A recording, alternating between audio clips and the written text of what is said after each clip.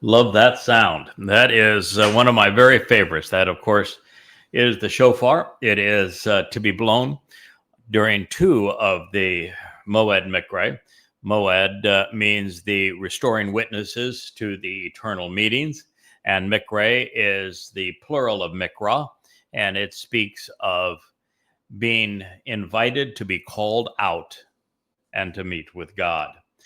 The two Moed Mikra that are designated by the blast of that shofar, which is a ram's horn, are Shabuw'ah and Taruw'ah. The next harvest on God's calendar will be Shabuw'ah. It will be celebrated actually twice with two fulfillments. The first will be the beginning of the time of Israel's troubles, which will commence with the forfeiture of the heart of Israel as part of the two-state dissolution, and that will occur on or before the 22nd of May, 2026. And the great betrayer of Israel, the next Neville Chamberlain, will be none other than Donald Trump. Then on the 11th of June in 2027, we will celebrate the harvest of Taruw'ah. It is a harvest of standing grain, of mature grain. There are two different types of grain that are designated, and it and the two loaves reveal that this is a time of the harvest of both Yisrael and also of Goyim. The next harvest after that is 7 years later. It will commence at the end of the time of Yaakov's troubles. And on the Friday evening, the 23rd of September, 2033, which is year 6000, we will experience the first of the two phases of Taruw'ah with a gleaning of Yisraelites. And it is on these two occasions that shofar is blown. Now, in our last program, we talked about the events of Taruw'ah, such that you have a better understanding of the sacrifice of the Adamah Parah, which is a huge part of that day. But there is another place where Shabuw'ah and Taruw'ah are discussed. Now, my favorite happens to be in Yeshaya 17. But the great prophet had even more to say about these two marvelous harvests of Shabuw'ah and Taruw'ah, and that is in the 55th and 66th chapters, running through the 57th chapter of Yeshaya. I think you can probably see in our shot, this is the Wookiee, who is contributing mightily to this program, doing the back flop, which means please rub my tummy. So we'll try to keep the Wookiee content. He is a big part of the Yahowah blog.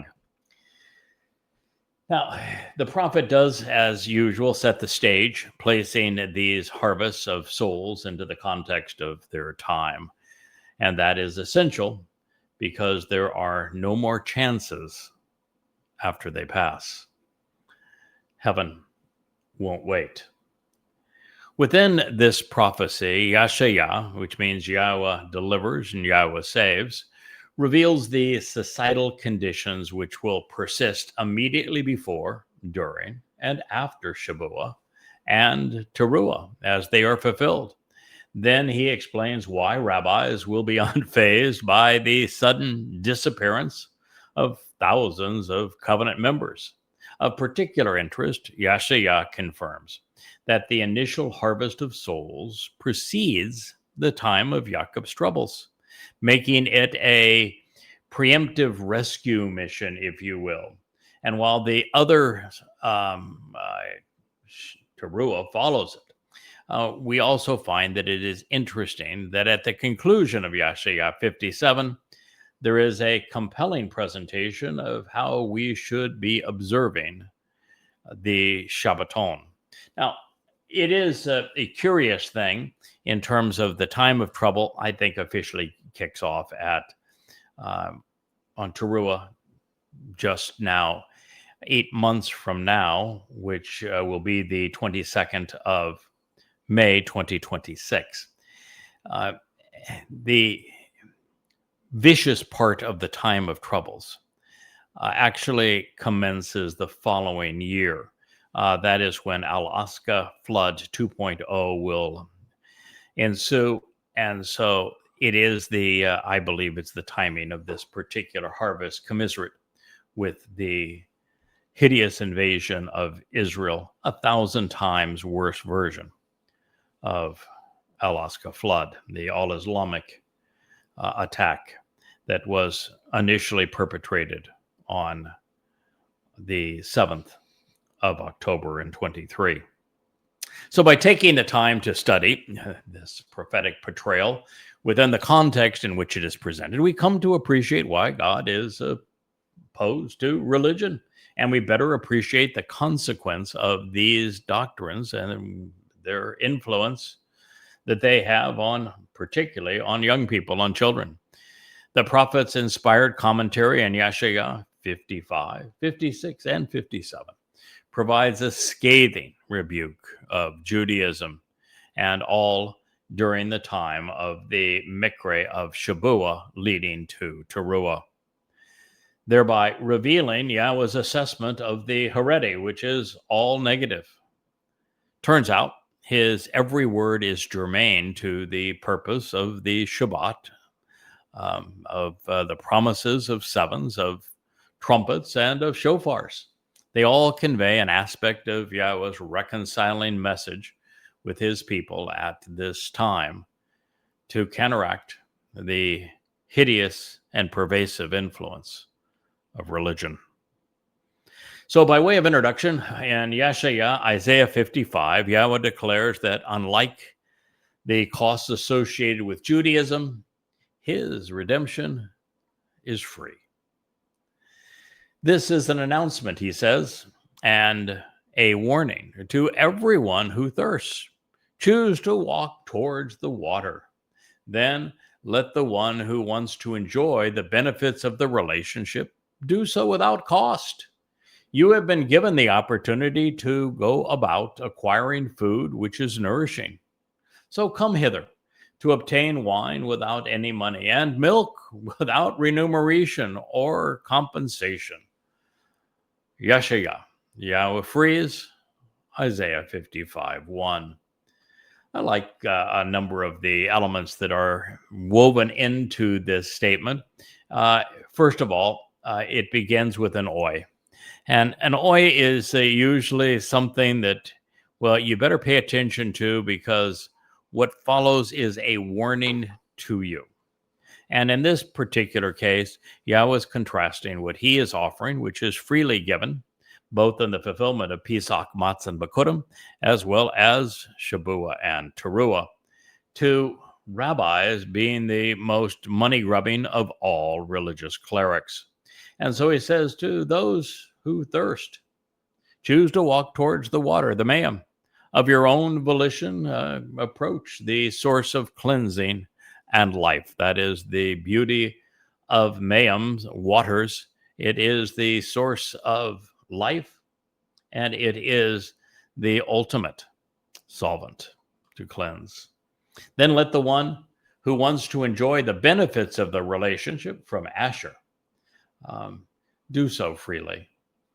You have been given this opportunity to go about. It is to walk, acquiring food which is nourishing. You know, this whole kosher thing that the rabbis have set up with 1,001 rules to eat kosher, have a kosher kitchen, and to have, kosher supervision of everything is just nothing but a money-grubbing scheme. God does not have a kosher meal plan. God mentioned the things that he said were healthy for you to eat and the things that were not healthy for you to eat, and he left it at that. Until in Devarim, he inspired Moshe to say that you can eat whatever you want, so long as you do so thoughtfully.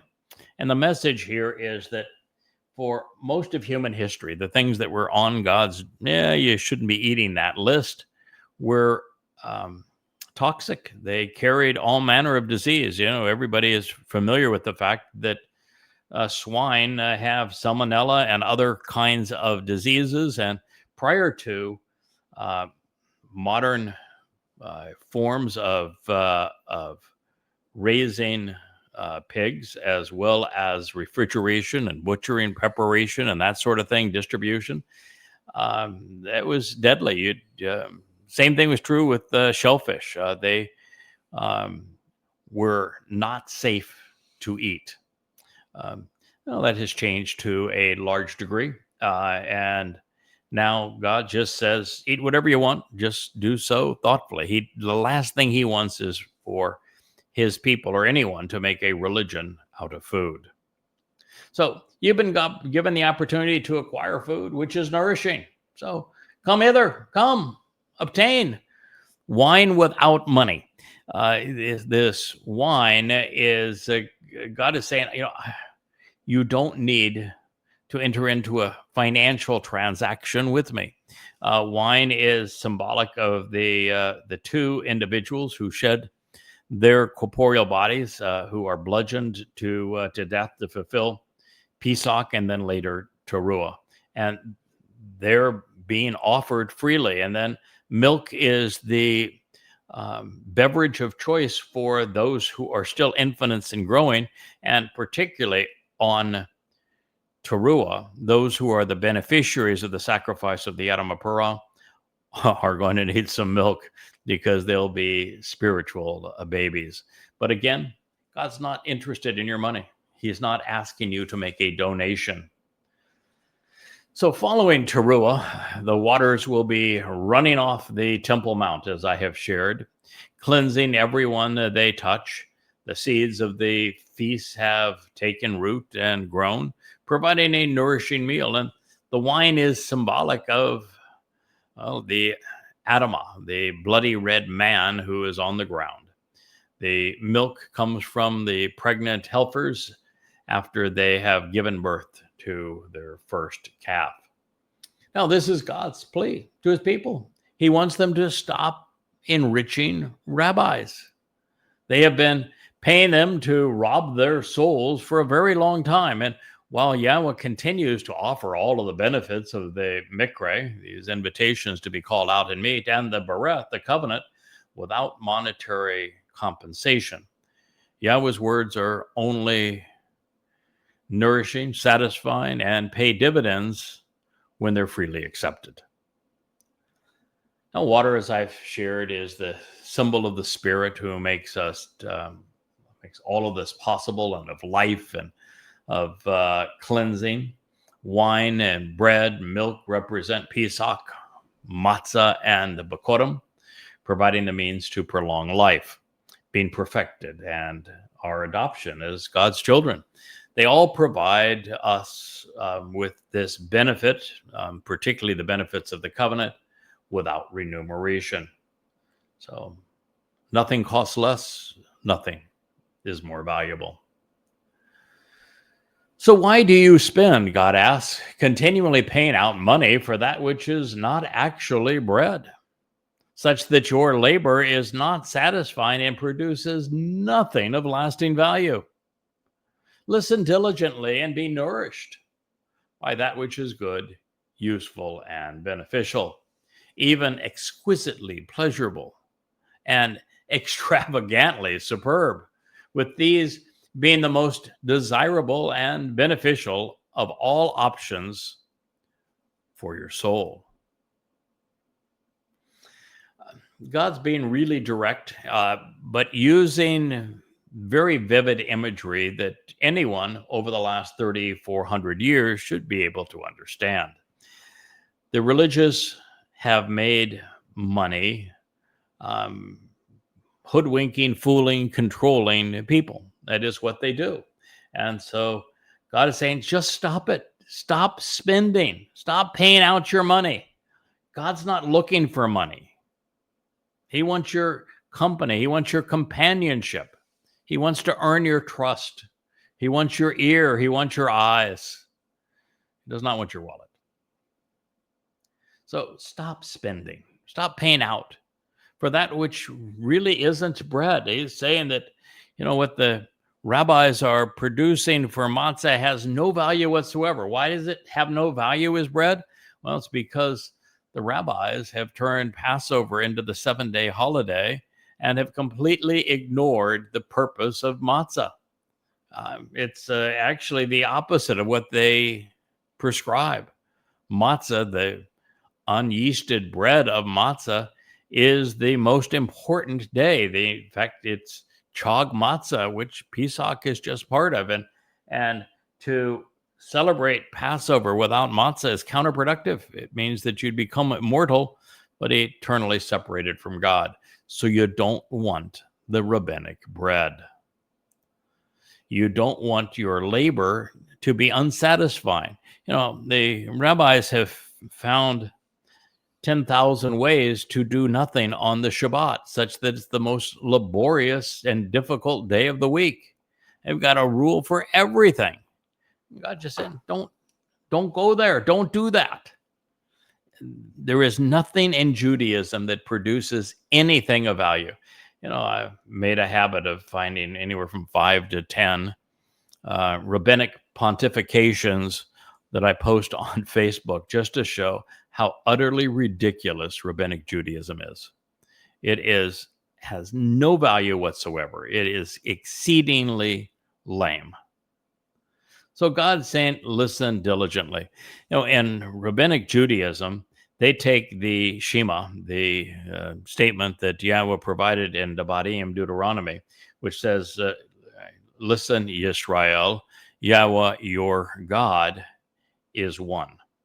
And rather than listen, Yisrael, Yahweh, your God, is one, in Judaism, they've turned that into shouting the Shema and making it a prayer. So rather than listening, they're yabbering. It's the exact opposite.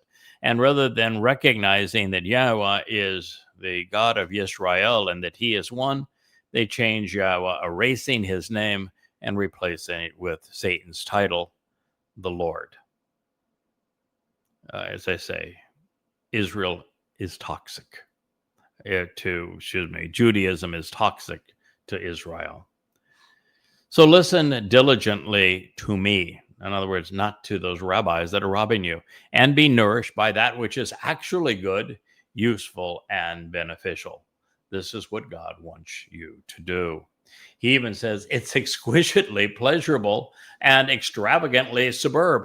I've had a number of conversations with Rich and with Leah over the last few months where it became obvious to us early on that the Shabbat is a verb and it's actionable, and that Yahweh does his best work on the Shabbat. For example, the most important day in our past is Dowd's fulfillment of Chag Matzah, and he fulfilled Matzah where our guilt is laden on Dowd's soul, and then Dowd is taken into Sheol where he deposited it, never to be seen again.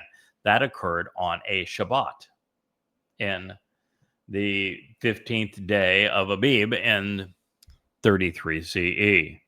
The upcoming harvest of Shabuw'ah, first the Shabuw'ah that begins the time of Jacob's troubles, it commences on a Shabbat. The harvest of Shabuw'ah the following year on June 11th is also a Shabbat. Both the Taruw'ah gleaning and the sacrifice of the red heifer, where Yahweh ignites the fire, releases the waters, and Eliah serves as the master of ceremonies, well, it's on a Shabbat. We return to the garden and celebrate the 1,000 years of Sukkah, beginning on a, you got it, Shabbat.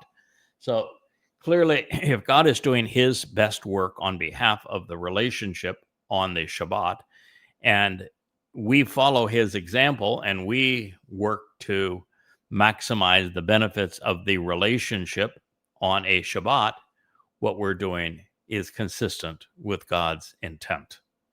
So we talk about this a lot because God's cadence of taking a day off each week is really necessary. And I haven't done it now in probably the past 6 or 7 years. Once it became obvious as to how many times Yahweh had designated the mission that we were collaborating on, giving it one of maybe is upwards of 50 different titles. The responsibility became so significant, almost overwhelming, that I didn't want to disappoint God. And I just started doing this 7 days a week. And I've kept that pace, 12 to 14 hours a day, 7 days a week, now for many years. And well, I'm very comfortable delivering this message and doing the study in Yahweh's Torah and prophets to provide it on the Shabbat. You need to take a day off. Our systems just don't work very well if you're putting in 12 to 14 hour days, 7 days a week. So, we've talked about this, and I'm not positive I have the best answer, because I do know that since Yahweh does his best work on the Shabbat, and that Shabbat is actionable, and it's a time to celebrate the relationship, I don't want to shortchange this experience with anyone who is part of the covenant family or interested in becoming part of the covenant family. And yet I also want to set a good example. But, I don't have any ordinary work anymore. All I have is the work of Yahweh. And so it doesn't fall under the designation. Anyway, God is saying that what he is offering is exquisitely pleasurable and extravagantly superb. It is anog, divinely delightful and abundantly enjoyable, privileged, and even tender. And then he says, with these being the most desirable and beneficial options for your soul. So many people are fixated on our bodies and on the here and now, but the only thing that matters is our soul. It's one of the reasons why the Dionysian nature of Christianity, where there is a dying and resurrecting God, is just so utterly absurd. To go from death to a physical body is counterproductive. Our bodies are meaningless. You don't defeat death by going back into a physical body. We are only liberated and able to go into the seventh dimension of Shamaim, to travel through the universe, to be perfected, to be immortal, if we shed these bodies, and our souls, our nephesh souls, our consciousness, the reservoir of our personalities and our attributes and our attitudes and our experiences, are melded into Yahweh's spiritual energy. And so these things that God is offering are good for the soul. And that's one of the reasons he said, eat whatever you want. I mean, it's just do so thoughtfully. So on the surface, Yahweh is revealing that there is nothing nourishing about Judaism. It is a fraudulent transaction. And beyond this, God is particularly annoyed that his people have eliminated chag matzah from among his mikveh, thereby ensuring that there is no cure for the religion that is killing them. In addition, the rabbis who commandeered Yahweh's redemptive calendar and replace Taruw'ah, that is this evening. In fact, the sun is about ready to set here in a matter of minutes. I think we'll have our sunset. It will be Taruw'ah, and yet the rabbis have replaced it with the Babylonian Rosh Hashanah, head of the year. What a tragic mistake. I mean, that's worse than Christians replacing Passover with Easter. And really, it's that obnoxious from God's point of view. So it exposes the Babylonian roots of rabbinic Judaism. It shows that the rabbis are leeches and parasites on God's people. And I don't think there's ever been a more obvious time that it becomes just clear that the Haredim and ultra-Orthodox Jews are a parasite. They contribute nothing of value, and yet they devour resources. So while the rabbinic way has been unfulfilling, indeed miserable and costly beyond measure, Yahweh is offering something exquisitely pleasurable and extravagantly superb. God is not a cosmic killjoy. He is not trying to lord over us. He's not trying to deprive us of anything. He wants to give us everything we could possibly imagine that is worthwhile and enjoyable. He wants to share the universe with us. He wants to share life with us. So what do Jews have to lose apart from the yoke of an impoverishing, archaic religion? Why not give Yahweh's approach a try? I mean, the rabbinic approach certainly has not been of benefit to anyone. After 3,400 years of mucking up the relationship with religion, why not just get rid of it and engage in a personal relationship, father and child, with God? After all, isn't it insane, or should we say just inadvisable, continue on the same path that has brought such misery to God's people? Well, anyway, this is, I think, very good news coming from Yahweh, especially recognizing that the path to Yahweh and to eternal life is through the Moed Mikre, these restoring witnesses to the eternal meetings, to be invited to be called out and meet with God, making this known so that it is heard around the world is the stated purpose of these books we're sharing now with you from this series. It's called the Yada Yahowah series. There are 9 books in this series, 9 volumes in this series, and this happens to be Qatsyr Harvest.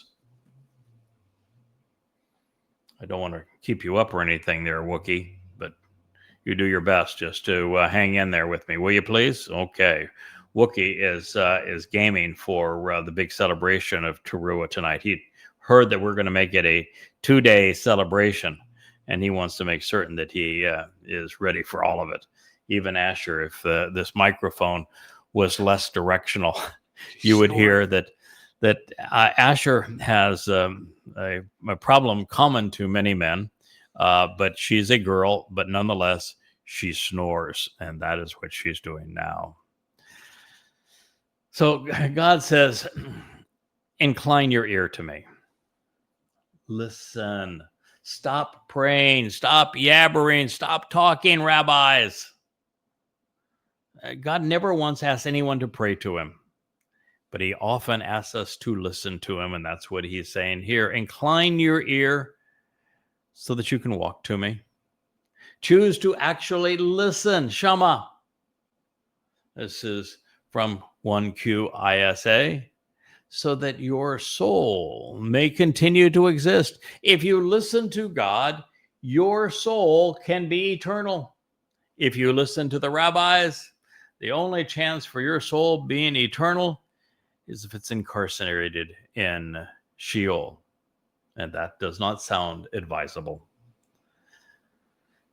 God says, then I will cut you into Qarat. I will establish for you the everlasting Olam, the eternal, never-ending, always existing, one and only covenant, a family relationship, which was affirmed and verified with unrelenting love and unfailing devotion.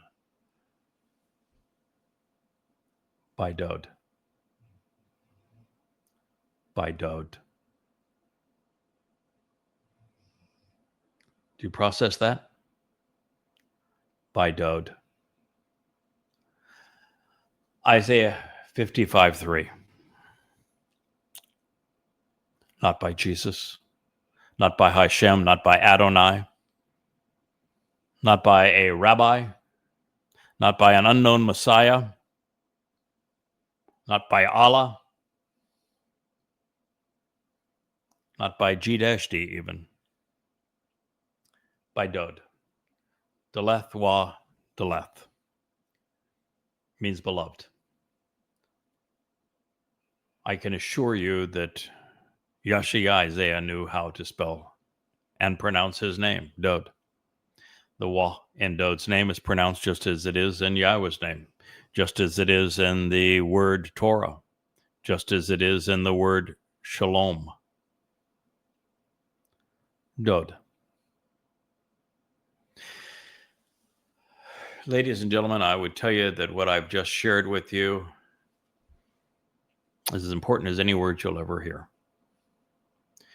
If all you learn this Taruw'ah is to distrust the rabbis, to recognize that this is not the first month of the year, as the Babylonians would live it, but the 7th month of the year as prescribed by Yahweh, and that this is not Rosh Hashanah, it is Yom Taruw'ah,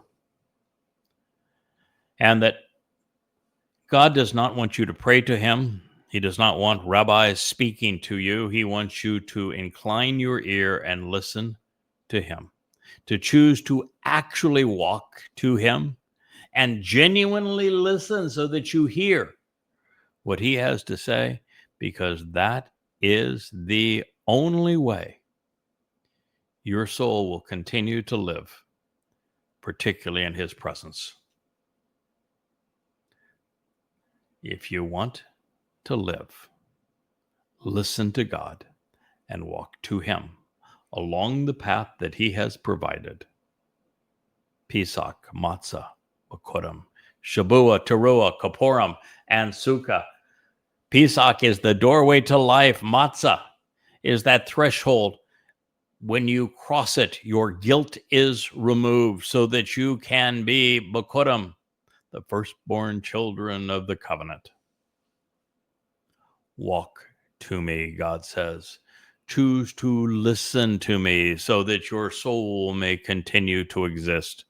Because if you continue to listen to the rabbis, at the very best, your soul will be exterminated upon the end of your mortal life. And worse, if you promote Judaism, your soul will be incarcerated in Sheol as a consequence of misleading others. One of the most important verbs in all of Hebrew to understand is the verb that Yahweh consistently uses to describe the covenant. It was cut, Qarat. It is established through separation.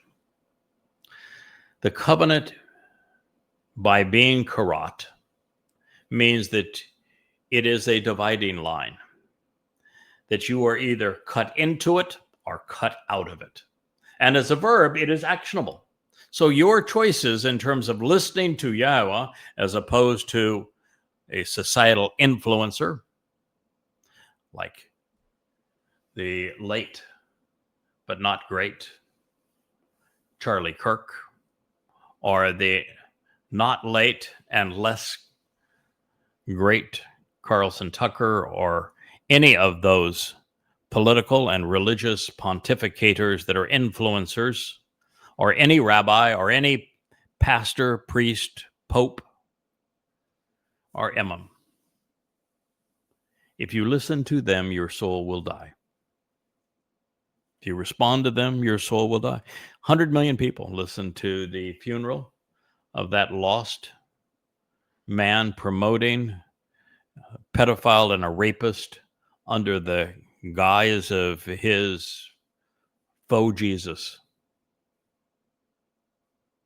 Everyone who believes Carlson, who spoke during it, Rubio, who spoke during it, J.D. Vance, who spoke during it, or Donald Trump, or Mrs. Kirk, Erica, anyone who believes any of them, you're going to lose your soul. 100% guaranteed. Charlie Kirk is not in heaven. He will never see heaven. And his soul is actually destined to Sheol because he misled so many. So God's very clear. Listen to him, walk to him. If you listen to him, your soul will continue to exist. But you can't listen to God by reading the Christian New Testament. God's diametrically opposed to it. Same thing is true of the Talmud and the Quran. Same thing is true with the Zohar. You can listen to Yahweh by reading the Torah, and the prophets and these Mizmor Psalms. We listen to Yahweh when we open the book of Yeshayah, Isaiah. And as for the covenant, you are cut in or cut out. 999,999 out of every 1 million souls is cut out of the covenant. Now, my job is to be belligerent against the religious and the political, not to awaken them, not to get them to cease being religious and political, but so that those who are willing to walk away from and distrust religion and politics know for a fact that those things are false, misleading, and deadly, that they are destructive, that they are a plague, that God despises them.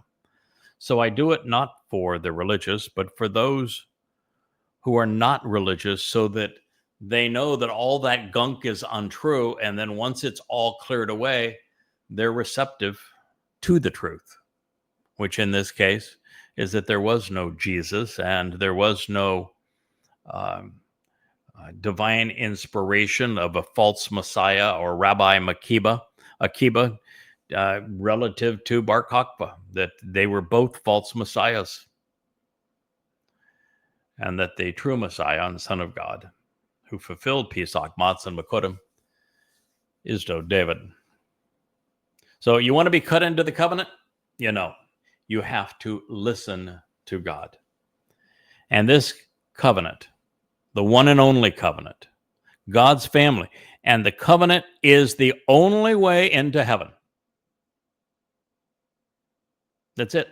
There's no other way to leave this mortal existence such that you become part of God's family, covenant, other than by the terms and conditions that God has affirmed and verified with unremitting love and unfailing devotion through Dowd. Dowd is our Savior. Dowd is our Messiah. He is the Son of God. He is our King. He is the chosen one. He is the exemplar of the covenant. He is the one who enabled the covenant's promises.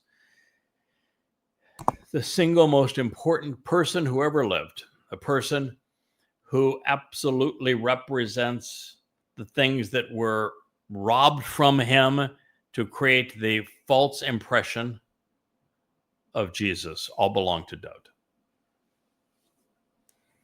I would tell you, ladies and gentlemen, that's the single greatest discovery in human history. If you've listened to these programs, you know that I have been pontificating this for a number of years. If you're new to it, then I've just given you the greatest treasure in the universe. Rabbinic Judaism was founded on the lie of a false Messiah. Christianity was founded on the lie of a false Messiah. The true Messiah, the true Son of God, the true former and returning King, our Savior, the one who enabled the benefits of the covenant according to God, who ought to know, is Dowd. You want to be part of the one and only covenant? You do so by way of the things God accomplished through his beloved son, Dowd. And it was Dowd who fulfilled Pesach, Matzah, and Makodim in year 4033 CE, exactly as he foretold. So few people have an appreciation for why the Christian New Testament doesn't quote what would have been the single most legitimizing passage to its very existence. Daniel 9. There is no mention of the Messiah who will be cut off, but not for himself. So why did Christianity miss the opportunity to pilfer the single most important prophecy for its legitimization? Because they knew it didn't apply to mythical Jesus, that it applied to Dowd because the person who gave the prophecy was Gabriel, God's most capable and courageous man, Dowd to David. And they would know that being cut off, Qarat, but not for himself, was the fulfillment of matzah, which Christianity disowns, as does Judaism. You're cut off from the land of the living and enter Sheol with our guilt on matzah. There is no Qarat on Passover. It occurs on matzah. And so they knew it didn't fit their guy. And it was delivered by the actual Messiah, Dowd himself. That's why. Do you know the other verse that's never quoted in the Christian New Testament is Isaiah 9, which would be the second most important to legitimize the religion if it pertained to Jesus. But you know, just like this one, there's only one name that is presented in the prophecy about the child who was born and the son who was given. And that name is the same as this one, Dowd, where it's also presented that he is the Gabor, the strong and capable man of God. Thought you should know. Isaiah 55:3 validates the essence of my mission, which is to serve as the lesser luminary for the greater luminary. Dowd, who is as brilliant as the sun in God's presence, according to God. His brilliance is reflected by the lesser luminary, his herald, so that you become familiar with him. And it is by becoming familiar with what Dowd has promised that we live. Do you know in that same prophecy in Daniel 9 that Dowd, as Gabriel, the most courageous and compassionate man of God, that he provides the exact date to the day. In 33 CE, I believe it's by memory, April 9th, that he would complete the promise of Chag Matzah. The promise to be cut off, but not for himself, with the fulfillment of Chag Matzah, the date that he provided. In 555 BCE, almost 600 years in advance, was the completion of Chag Matzah. Do you know that there's only one eyewitness account of what occurred on Passover with the crucifixion of the Passover lamb, and that it was written in first person by the Passover lamb who was crucified in 33 CE, and that was written 1,000 years before he was crucified, and it was written in first person by Dowd? It is so obvious that Dowd is the son who was given, that he is the Passover lamb, that in his second of 3 lives he fulfilled Pesach, Matzah, and Bikurim, and that he, in that second of 3 lives, completed fulfilling Chag Matzah in 33 CE, which became year 4,000 Yah, which means that year 6,000 Yah is 2033, and that Taruw'ah, the final Taruw'ah, will be fulfilled in 2033. And the Dowd will return with Yahweh as brilliant as the sun on Yom Kippurim 2033, which means sundown, 6:22 p.m., the 2nd of October of that year. This is profoundly important. No one has ever not only deduced this before, but shared it with you. The entire picture from beginning to end, everything that is important to know about God. Correcting the mistakes, I can't even say mistakes. Correcting the fraud of Judaism, the fraud of Christianity, the fraud of Islam. Having written 13 books that negate all of the false claims of the Talmud, the New Testament, and the Quran. Also that you would read the other 30 books, or 25 books, I should say, and come to know the truth about Yahweh and his beloved son Dowd and what they have achieved on your behalf.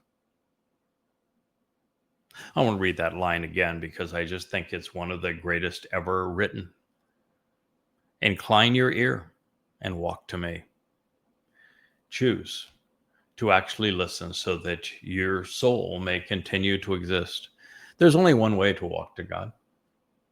Pesach, Matzah, Bikurim. Shabuw'ah, Taruw'ah, Kippurim, Sukkah. 7 steps along that way.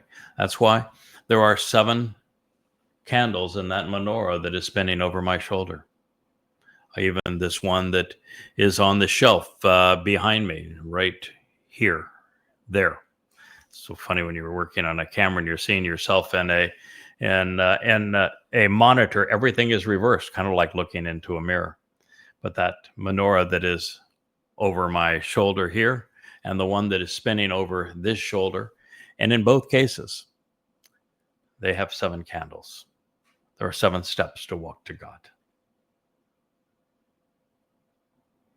The first provides life eternal. The second, perfection of our souls where our guilt is removed.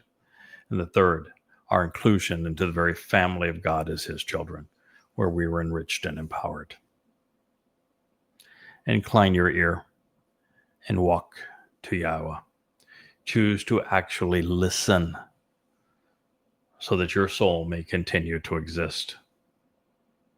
Then God says, I will cut you into the everlasting covenant, this family relationship, which was affirmed and verified with unremitting love and unfailing devotion by Dowd. Can you imagine the love and the devotion required?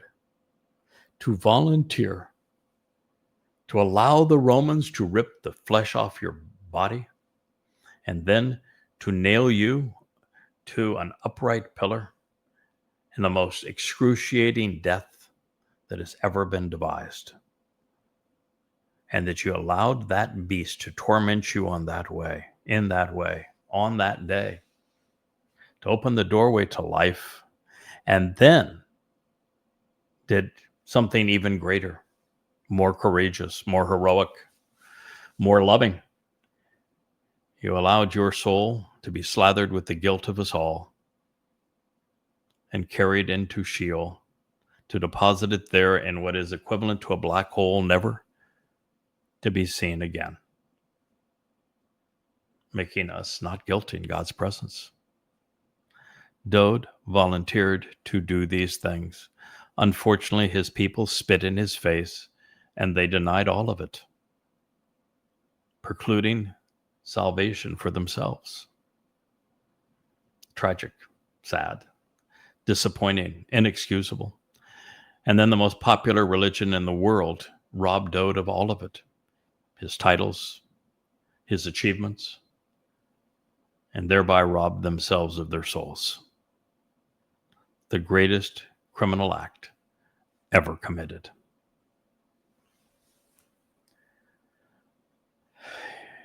Your decision regarding the words that you have just heard will absolutely and unequivocally determine the fate of your soul.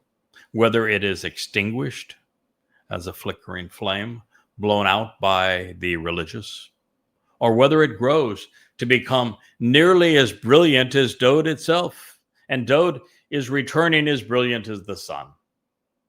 If we were to condense Yahweh's Torah and covenant into a summarizing statement, it would be that Dowd provided the benefits of the covenant by fulfilling the Moedim, and he serves as the ultimate example of what it represents. The Zeroah sacrificial lamb is the Son of God, his chosen one and firstborn. He is both shepherd and king. He's a prophet and a psalmist, the branch from which all things grow, literally the main branch off the tree of lives, the one anointed as Mashiach and immersed with the Spirit, all as an eternal witness, our Savior. Well, he served as the Passover lamb, and he carried our guilt into Sheol. He is the living embodiment of this covenant, what God wants most of all.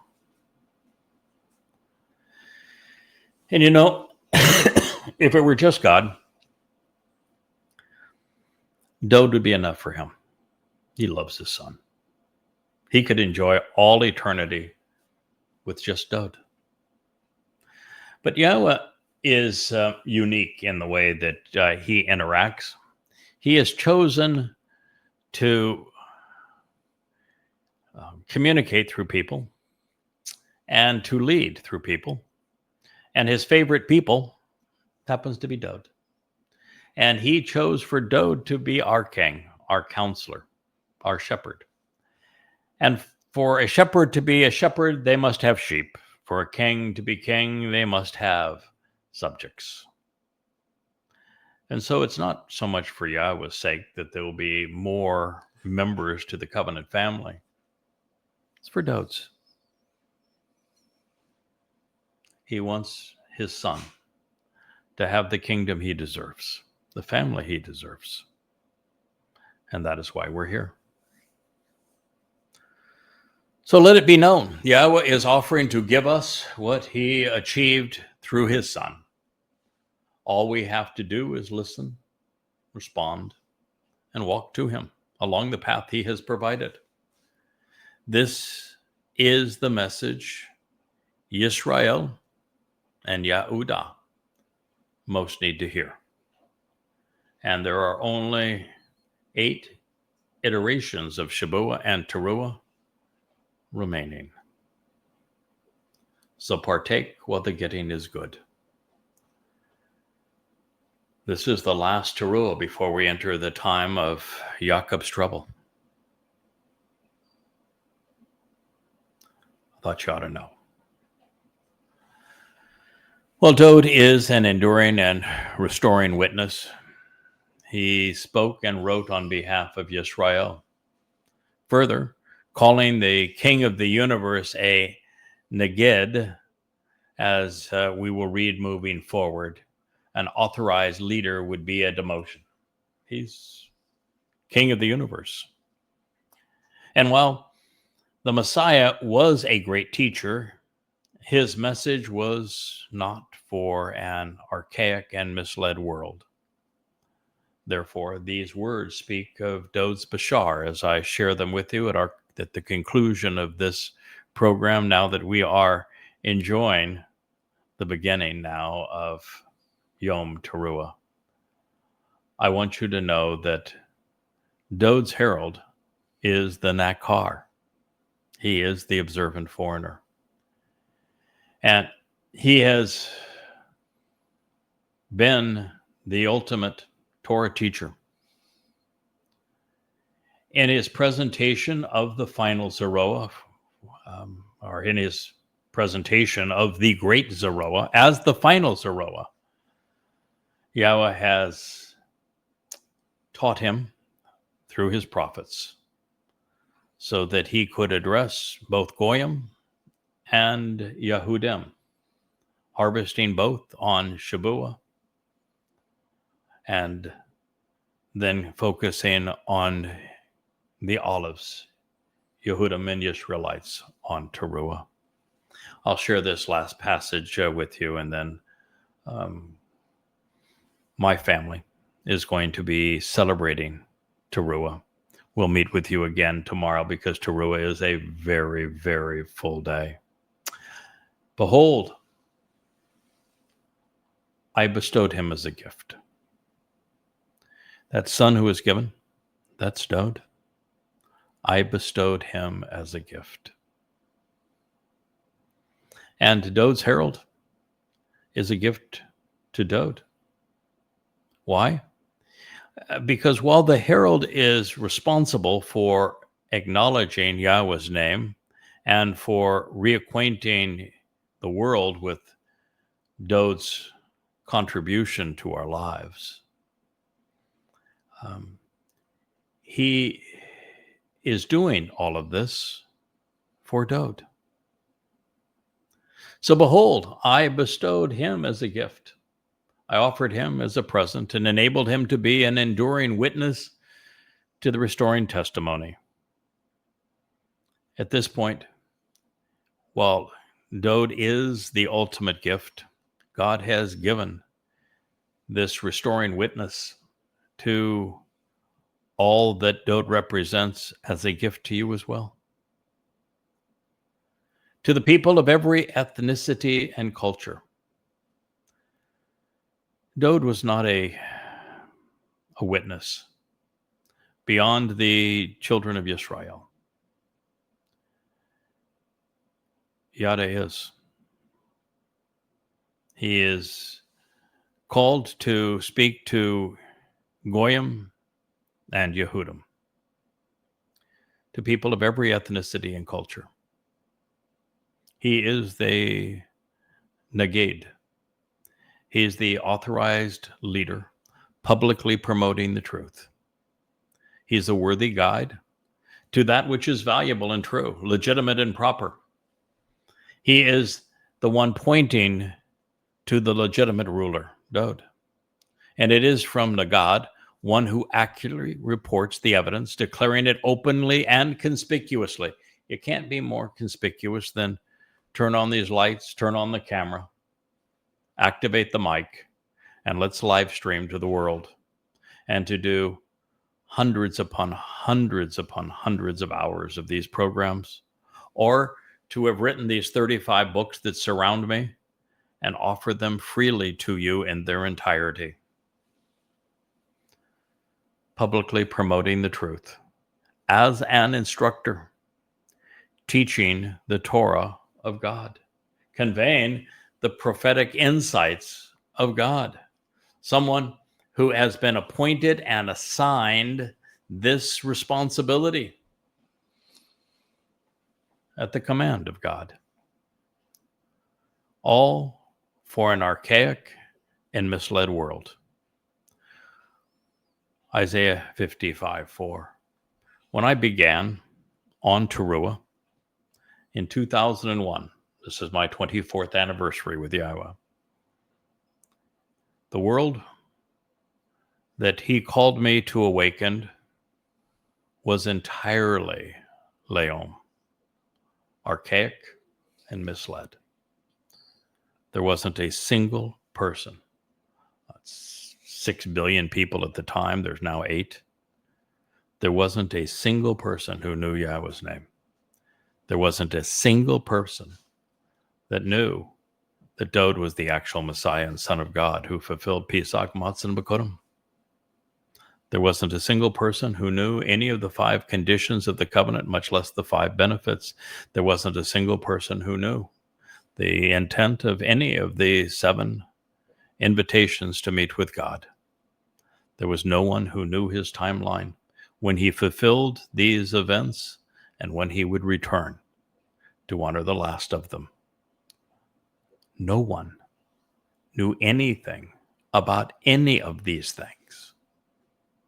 It was an archaic and misled world. But that has begun to change, one soul at a time, one book at a time, one vlog at a time. And so now it is time that I say, Happy Taruw'ah to one and all. Cue the shofar.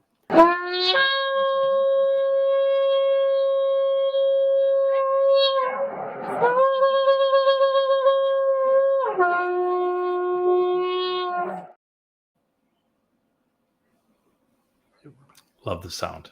Good night.